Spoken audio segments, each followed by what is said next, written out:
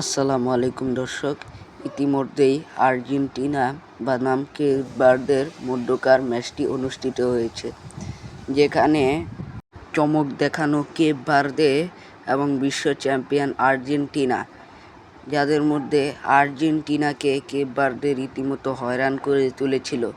তবে অবশেষে আর্জেন্টিনা ম্যাচটি জয়ের দেখা পেয়েছে। ম্যাচটির স্কোরটি দেখব আমরা এবং সাথে আর্জেন্টিনা বনাম ইজিপ্টের ম্যাচের সময়সূচিটা দেখে নেব। এখন ম্যাচের স্কোরটা দেখে নিই। আর্জেন্টিনা বনাম কেপ ভার্দে। প্রথমে 29 মিনিটের সময় মেসি চমৎকারভাবে তার বাম পায়ের জাদু দেখায় এবং আর্জেন্টিনা পায় প্রথম দেখা গোলের, এবং প্রথমার্ধের পর দ্বিতীয়ার্ধে কিন্তু আবার কেপ ভার্দে কামব্যাক করে বসে।